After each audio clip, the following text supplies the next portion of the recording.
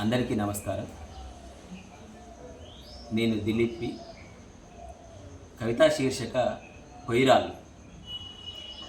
వారానికి ఒక్కనాడు అమ్మ చేత తెల్లపిండి కుంకుమ బొట్లతో సింగారించుకోవడానికి సుక్కపొద్దు ఏలుపట్టి నిద్రలేసే అమ్మ కోసం మూలకున్న 3 రాళ్ళు దినాం ఎదురుసూపులు.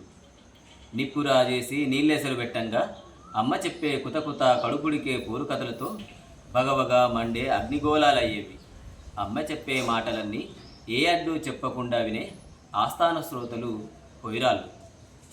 కళ్ళు తెరిచి మూసేదాకా పొయ్యిరాళ్లే అమ్మకెప్పుడు స్నేహితురాళ్ళు.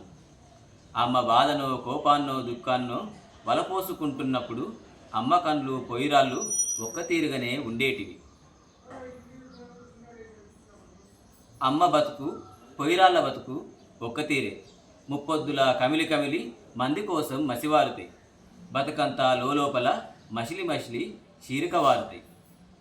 పొయ్యిరాళ్ళు మా ఇంటి పటువను పదిలంగా నిలబెట్టి మా కడుపుల ఆకలిని జోకొట్టి పొద్దూకల మా కోసం ఎండకెండి వానల దడిచి అక్కెర తీరినాక తీశవతల ఇసిరేసిన గమ్మున ఏ చెట్ల సాటుకో ఏ పుట్టమాటుకో పడుండి మా మీద ఓ కన్నేసి ఉంచుతాయి. అచ్చం మా అమ్మలాగే. అక్కరైతే మళ్ళా వచ్చి మా ఇంటి పటువను నెత్తికెత్తుకోవడానికి. ఎప్పుడన్నా పొయ్యిరాళ్ళు అటు ఇటు అయినాయా? అంతే ఇక మా ఇంటి పటువ పటుక్కున పలుగుడు కాయలు. Thank you.